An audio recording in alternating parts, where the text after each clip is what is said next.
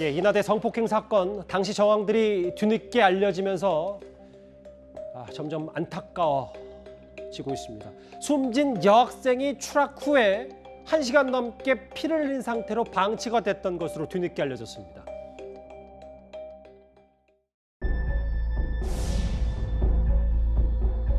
같은 꿈을 꾸었던 학생이기 때문에 너무 안타깝고 학교나 국가에서도 법이나 이런 걸 강화해서 이런 일이 재발하지 않았으면 하는 바람입니다. 살해 의도 가지고 피해자 3층에서 붙인 건가요? 숨진 피해자에게 한 말 없습니까? 죄송합니다.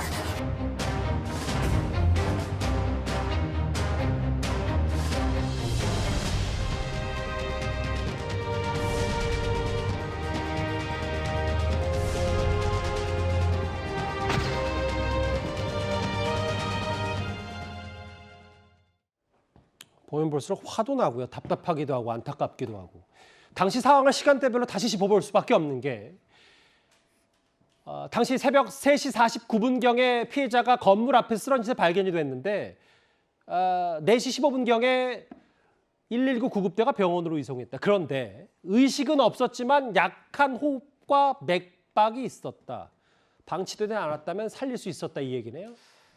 참 이 부분이 더 많은 이제 시청자 여러분들께 더 화가 나고 안타깝고 애통한 마음을 지울 수가 없을 건데요.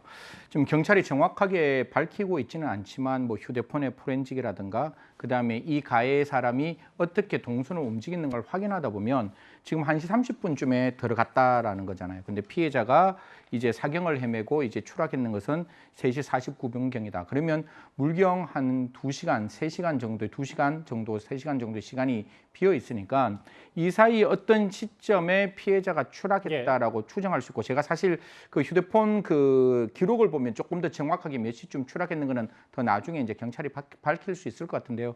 그럼 떨어지고 난 다음에 3시 49분경까지 호흡이 있었다면 분명히 떨어지자마자 119에 신고를 했다면 충분히 살릴 수 있었다라는 점은 명백하다라는 말씀드리겠습니다. 왜냐하면 그 가해자가 용의자가 그 시간에 그 뭐 피해자 증거 물품도 다른 데 옮겨놨다면서요. 그럼 그 시간에 충분히 1시간 안에만 구조 요청했어도 충분하다는 얘기가 계속 그래서 나오는 것 같거든요. 골든타임이.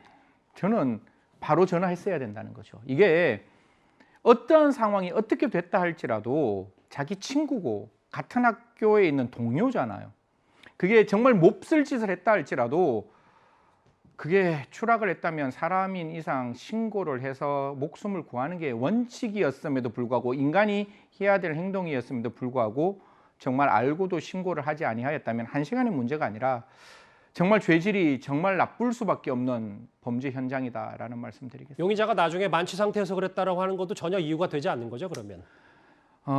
두 가지로 먼저 말씀을 드릴게요. 하나는 성폭력 특별법상 엄주를 했다 할지라도 심신미약하지 않겠다, 하지 않을 수 있다라는 말이 들어왔고, 양형 기준에 보면 그게 2010년에서 11년 동안 저도 진짜 열심히 주장했던 건데, 의도적으로 술을 먹여서 성폭행을 하거나 내가 심신미약이라는 책임 감경을 위해서 술을 먹었을 때는 오히려 가중하는 양형인자로 보고 있기 때문에 본 사안에서 피해자가 술을 먹어서 기억나지 않는다, 절대로 감경사유가 아니라 오히려 가중사유 될 수 있고, 그런 상황에서 피해자를 폭행했다면 적어도 지금 나와 있는 죄명이 중간간 치사인데 무기 또는 10년 이상의 징역이에요. 10년 이상이라면 30년까지 가능하거든요. 유경이 나오더라도 30년 정도에 최대한 육박할 수 있도록 검찰은 최선을 다해서 나중에 공소 유지를 해야 된다라는 말씀드리겠습니다. 승 의원님, 지금 경찰이 피의자 휴대전화 압수해서 여러 수사를 하고 있는데 여기 보니까 저 이거 보고 좀 깜짝 놀랐는데, 왜냐하면 그러니까 당시 용의자가 당시 상황을 찍고 있었다는 얘기예요?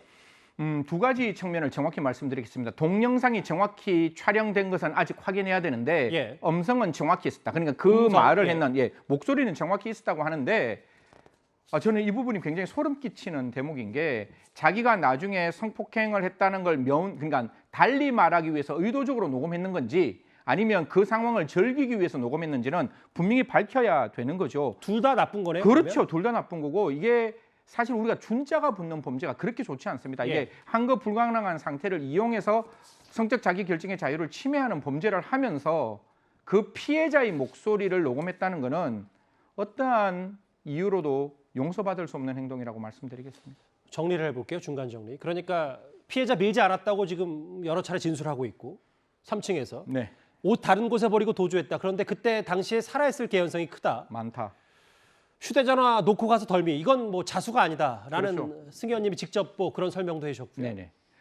첫 번째 지금 뭐 밀지 않았다는 것은 현장에 대한 검증을 하고 있어요. 현장에 대한 검증 당시에 만약에 가해자의 족적이 남아 있다든가 가해자의 지문이 그 근처에 남아 있다든가 떨어지는 그 피해자의 어떤 상반신 부위에 가해자의 지문이 있으면 첫 번째 진술은 분명히 그 진술은 킬될 수 있다. 즉 진술은 믿을 수 없는 진술이 될 수밖에 없는 것이고 옷가지를 다른 장소에 놓았다는 것은 분명히 제가 봤을 때 이건 증거인멸의 의도가 분명히 있었다라고 보이는 거고 그게 떨어지고 난 다음에 추락하고 난 다음에 만약에 옷가지까지 숨겼다면 더 나쁜 일인 것이고 뭐 최초에는 이게 자수라고 말을 나왔지만 현장에 놓고 간 휴대폰 때문에 자기 범행을 자백한 것이지 자수한 것으로는 볼 수 없다. 자수는 그 계정의 정을 가지고 직접 경찰관서에 자기의 잘못을 신고하는 건데 그게 아니라 경찰관서의 질문에 자기 범죄를 시인했다. 다른 말로는 자백했다라고 보는 게 맞다라는 말씀드리겠습니다. 추락한 여대생 1시간 정도 그 이상 호흡이 있었다라는